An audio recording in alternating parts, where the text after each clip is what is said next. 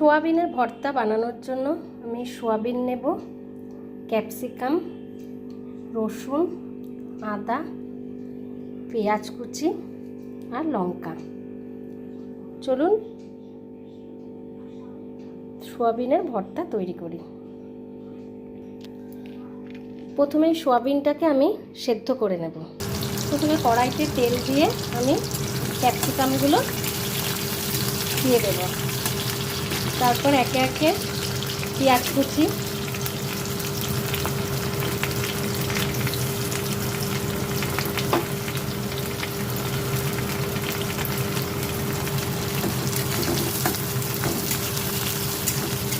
এগুলো দিয়ে ভালো করে আগে ভাজবো।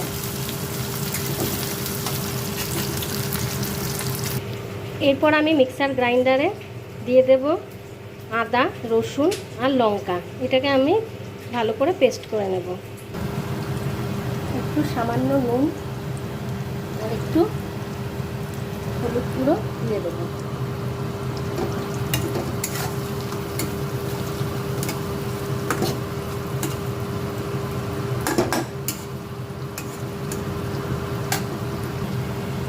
এবার ওই যেটা আদা, রসুন আর লঙ্কার পেস্টটা আমি এখানে দিয়ে দেব। তারপর এটাকে ভালো করে নেড়ে চেড়ে নেব।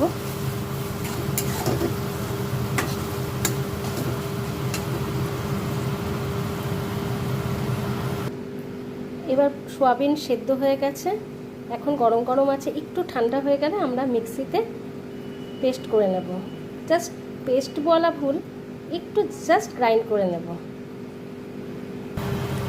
এবার একটু আমি এর মধ্যে একটু সস দিয়ে দেব, যেটা আমার বাড়িতে তৈরি করা।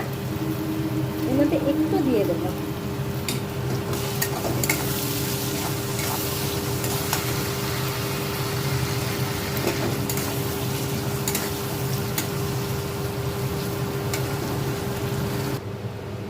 এবার দেখুন ঠান্ডা হয়ে এসছে। আমি এবার মিক্সার গ্রাইন্ডারে একটু জাস্ট ঘুরিয়ে নেব। এবার আমি এটাকে দিয়ে দেব। এবার ভালো করে আমি নাড়ব।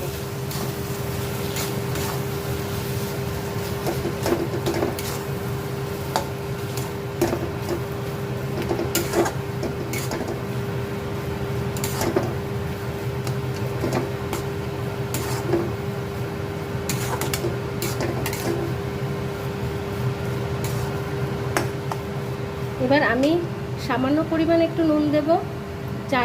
নুনটা দেবেন আপনাদের নিজের পরিমাণ অনুযায়ী, কারণ আমি একটু ভাজার মধ্যে নুন দিয়েছি, এখন একটু এটার মধ্যে নুন দেব।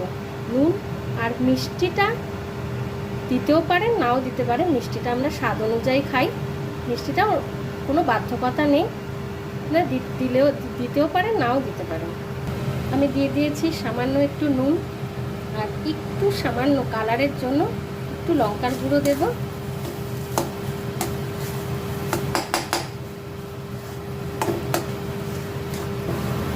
আমার সোয়াবিনের ভর্তা প্রায় হয়ে এসছে, দেখুন পাশ থেকে লেগে যাচ্ছে। এটাকে ভালো করে নেড়ে নেবেন।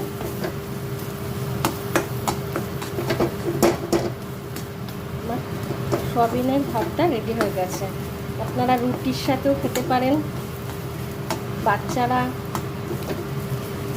পাউরুটির সাথে স্যান্ডউইচের মতন দুটো পাউরুটিকে একসাথে তার মাঝখানে এটাকে দিয়ে স্যান্ডউইচের মতনও বাচ্চারা খুবই পছন্দ করবে। আমার ভর্তা তৈরি হয়ে গেছে। এবার একটি প্লেটের মধ্যে ঢেলে নিলাম।